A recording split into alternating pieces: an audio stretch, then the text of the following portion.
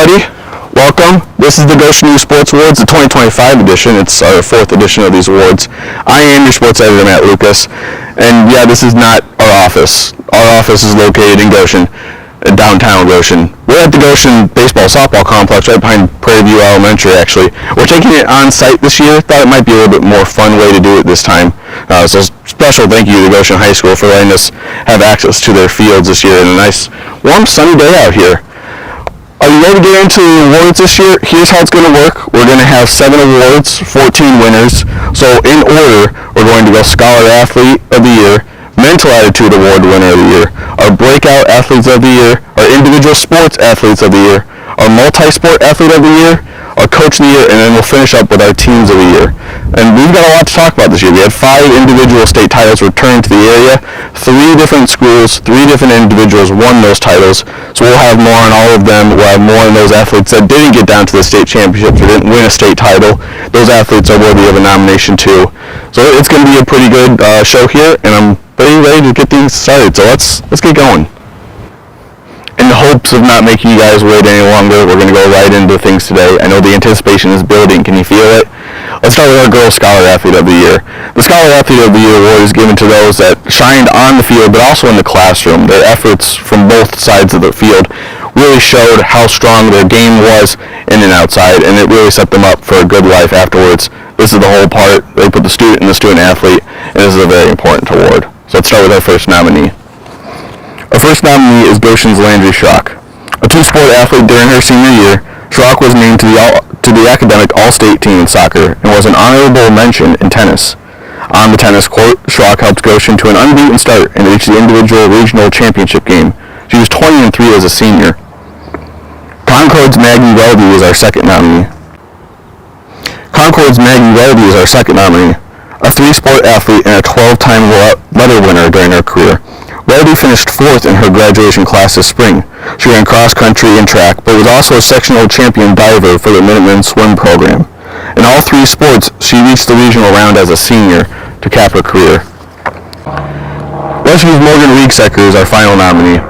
Earning academic all-state nods in both soccer and basketball, Riegsecker led the Warriors to semi-state on the pitch. She scored 19 goals and had 14 assists to cap her career. Our winner, our first winner tonight, by the way, is Girls Scholar Athlete of the Year, given to Concord's Maggie Welby. Congrats, Maggie. Our Boys Scholar Athlete of the Year is next. Our first nominee is Fairfield's Garrett Stoltzfus.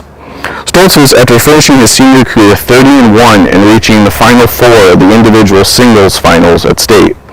Stoltzfus went on to play baseball for the Falcons and batted .293.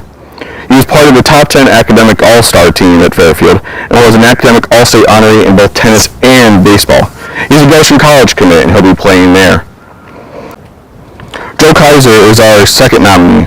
Kaiser, who ran cross country and track for the Raiders, helped his 4x8 relay team finish 12th place at the state finals in track. He had the top GPA among all Northridge male athletes this year and gives him the nod here. Westview senior Silas Hall is our final nominee. Hall was sharp on the golf course, but was also very strong in the classroom. He finished as the co-salutatorian at Westview this year, and on the golf course he was 11th overall at the IHSAA state finals. He brought conference and sectional titles back to the school and was named to the all-state team at the end of the golf season for his second time during his 4 years at Westview. And our winner of the Boys Scholar Athlete of the Year is Fairfield's Garrett Stoltzfus. Congratulations, Garrett. Next category, we got 1 category down, we got 6 to go. Our next one is the Mental Attitude Award. That's given to those who competed well on the field but also left an impact on their community. They had good attitudes, had good feelings on the field, but were also well known throughout the community for their work done throughout the year. We have a packed group here, a lot of nominees to sift through on this one. It's hard coming up with 3 each gender, but we try to do our best here. Here are the Girls Mental Attitude Award nominees. Addison Beasley is our first nominee. The Wawasee senior this past winter was not only an excellent swimmer in the pool for the Warriors swim team, but the Ball State commit was a great teammate as well. She was named the IHSAA Girls Swimming Mental Attitude Award winner at the state meet, and she was a regular 4-H participant and a member of the National Honor Society and finished with a class ranking of 3rd. Northridge's Ella Muhammad is our second nominee. Mohammed played a key role on the Northridge girls basketball team and also threw for them on the track team. Mohammed was given the IHSA Foundation 2024 Amy Hasbrook Family Leadership Award for her work with the Raiders and in the community. Concord's Zoe Roberts is our final nominee. Zoe enjoyed a successful senior cross-country and track season, and she left her impact on her teammates with a cheerful mindset every time out.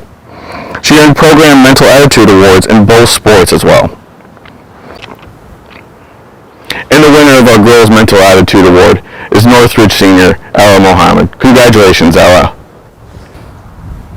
Our next award is the Boys Mental Attitude Award. Our first nominee is Goshen junior Carter Markham. Markham played both basketball and baseball for the Red Hawks this year, and on the basketball court he averaged 9.2 points and 9.2 rebounds per game, same numbers for both stats. Off the court, Markham is an active member in the firefighting program, and he's involved with the Fellowship of Christian Athletes at Goshen. Northridge's Mark Hernandez is next. Hernandez earned the Mental Attitude Awards as a senior in both cross-country and track at the school. He contributed well for both programs and finished 39th at the state cross-country meet in this fall. Concord's Jake Schoen is our final nominee. The Minutemen cross-country team Mental Attitude Award winner was Deshaun, but he also ran track and played basketball as a senior. He was on the 4x400 relay at the state track meet. And the Boys Mental Attitude Award winner and our first non-senior of the night is Goshen's Carter Markham. Congratulations, Carter. The next category up tonight is our Breakout Athlete of the Year. This award is given to those that showed an improvement during their seasons this year. And usually they're in their first or second season at the school, but it's not a required point to be able to be nominated for this award. Now all of these three are for the girls' Breakout Athlete of the Year. We'll start with them first. Bethany Christian has their first nomination tonight. Freshman Amari Lind is our first nominee here. Lind played basketball and ran track this year for the Bruins and averaged 4.2 points and 5.8 rebounds on the hardwood, but she was better on track. She broke the school's 200-meter record and was second in the 100. She reached the regionals in both events. Fairfield's Jacinta Brown is our second nominee. Despite having zero wrestling experience before the season, Brown worked her way through and made it all the way to the state finals where she placed eighth in her weight class in the first year of the sport at the IHSA level. And our final nominee is Northridge's Aurelia Scholl. Scholl played both varsity and JV as a freshman, but during her sophomore year she took a big jump. She was named the Goshen News Player of the Year after averaging 15.8 points, 6.2 rebounds, 3.1 steals, and 2.2 assists, and nearly one block a game for the Raiders. With that being said, Lily Scholl is our Breakout Athlete of the Year for the girls' side. Next is our Breakout Athlete of the Year on the boys' side, and our first nominee goes all the way to Westview. Daniel Yoder, a sophomore this past year for the Warriors, did much better than his freshman year. As a sophomore, Yoder averaged 9.3 points, 6.8 rebounds, 3.5 assists, and 2.5 steals on the sectional champion Warriors team. He was named to the Goshen News third team as well. Fairfield's Evan Corral is our second nominee. A cross-country and track runner, Corral was 7th at sectionals and 12th at regionals in the fall to qualify for the state meet. In track, he broke the school record in the 2-mile and made it to the regionals in the event.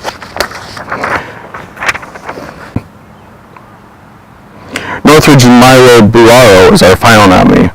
A sturdy member on the Northridge boys cross-country team, Buaro took a jump during the postseason. He was 6th at sectionals and 21st at regionals before the state meet in Terre Haute. He helped the Raiders to both sectional and regional championships before the Raiders went to state. And our boys' Breakout Athlete of the Year is Fairfield's Evan Corral. Congratulations, Evan. I mentioned we were going to get to our state champions at the beginning of the show. We're finally here. We got two of them in this category. It's our individual sport athlete of the year, and we're going to start with the girls first. Now this nomination, how that works, is they could have played multiple sports during the year, but they really shined in one. That's where they made their biggest mark. And so we'll start with the girls first. Our first nominee is Wabasee's Julie Mishler. Mishler became a two-time IHSA champion this winter when she won the 50 and the 100-yard freestyle at the state swim meet in Indianapolis. But both of those were her first two titles, and the Louisville commit was also strong during the season and broke a national record in the pool that led state headlines at the time. Goshen's Christina Pekova is our second nominee. Pekova continues her excellent track career with a new school record in the 100, the 200, and the 400-meter dashes during the spring. She won sectional and regional titles in the 400 and finished third in state in the one-lap race to cap her junior year. Northwood's Naima Ghaffar is our final nominee. The only other girls state champion from this area, Ghaffar set the standard for area girls wrestling with a state title in the 135-pound weight class. The Northwood junior finished the season 42-1 and avenged that one loss during the postseason. This is just one of those categories where I wish I just could give 3 awards out here, but our girls individual sport athlete of the year is Wausee's Julie Mishler. Congrats, Julie. To the boys, another talented group here. This was another stacked category that we had to sift through. The boys will start with Fairfield's Braden Miller. The senior on the Fairfield golf team this year completed his final season and finished tied for 8th at the state meet this spring. He won a conference title and regional title as a senior to complete the sweep of titles at every stage of the postseason. He defended his state championship last year, but was also named the first ever Mr. Golf Award winner by the Indiana High School Golf Coaches Association. John Thomas is our next nominee. Concord's two-way football player helped the Minutemen to a 10-1 record and was undefeated conference title. Thomas won the Mr. Football Award for the running back position in the Hoosier State and was the Goshen News Player of the Year. He ran for over 1,400 yards and 21 touchdowns with 8 games of over 100 yards rushing. He also led the team with 146 tackles and hopes to make an impact at Purdue later this fall. This category is rounded out by Northridge's Travis Hankey. A football player and wrestler for the Raiders, Hankey's efforts on the mat stood out as a senior. Hankey made it to the state finals in the highly competitive 215 weight class and finished 4th with a 40-2 record as a senior. But the winner of our boys' individual sport athlete of the year is Concord's John Thomas. Congrats, John. And now our multi-sport athlete of the year. These people played multiple sports, but were good in them all. And so this is another stacked group that we're going to have to go through here. Our first nominee and our defending champion of this award is Northwood's Claire Payne. Payne again led a solid campaign in volleyball, basketball, and track. In volleyball, she led the Panthers to a semi-state championship game and totaled 395 kills, 95 total blocks, and 47 aces. She was a 3A first-team All-State recipient before averaging 14.5 points, 11.8 rebounds, and 1.7 blocks a game in basketball. The South Carolina volleyball commit ended the year with a state appearance in 2 track events. Sophomore Madison Jones is our second nominee. Fairfield's Jones was certainly a breakout player of the year contender, but she fits the multi-sport player of the year better because she was great in both sports this year.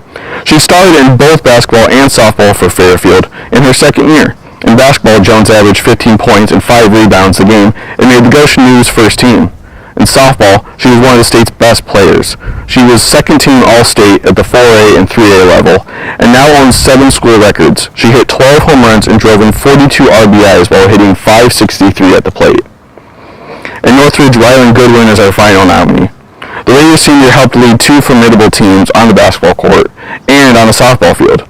Goodwin set the career single-game assist record on the hardwood while averaging 11.8 points and 4.3 assists a game. In softball, the shortstop batted .359 and scored 24 runs while driving in 20 more. And for the second year in a row, our girls' multi-sport athlete of the year is Northwood's Claire Payne. Congratulations, Claire. Time for our boys' multi-sport athlete of the year. Our first nominee here is Northridge's Baylor Miller. Miller, a junior for the Raiders this past year, spent a good time on the cross-country and the track team. He helped the Raiders to conference, sectional, and regional titles in cross-country and helped lead them to a 4th-place finish at state. He was 6th at state in cross-country, and then on the track field, Miller was the mile state runner-up and also ran the 800-meter and a leg with a 4x400-meter relay. Bethany Christian's Jacoby Reinhart is our next nominee. The Bruins senior played soccer, basketball, and golf this year, and on the pitch, Reinhart was a 3rd-team All-State selection with 80 saves in the net for the semi-state bound Bruins. In basketball, he averaged 14.3 points, 7.5 rebounds, and 1.5 blocks. And our final nominee is Noah Bontrager of Westview. Bontrager had an outstanding year for the Warriors in both cross-country and track. He finished as the state runner-up in the fall at the cross-country state finals with one of the fastest times in the IHSA's history. But on the track field, he won his first 2 state titles of his career. He set a state record in the mile and was just short of doing the same in a 2-mile. He set 5 school records between the 2 sports during his junior campaign. So with that being said, our boys multi-sport athlete of the year and our other state champion this year is Westview's Noah Bontrager. Congratulations, Noah. Our next nominee group, or the next category, is our girls coaches of the year and our coach of the year overall. This is given out to the coaches who made the biggest impact on their teams this year and had the most success. So we'll start with the girls. Our first nomination is Hillary Ladig of Northwood. Coaching the Northwood girls volleyball team this past fall, Ladig got the Red Slam as close to the state championship as possible. Her Panthers won sectional and regional titles and recorded their 4th 30-plus win season in the last 6 years, while reaching the semi-state championship game but losing a 5-set heartbreaker. Our next nominee is Westview's Jesse Ward. Ward led the Westview girls soccer team to semi-state this past year and won sectional and regional titles for the 2nd year in a row.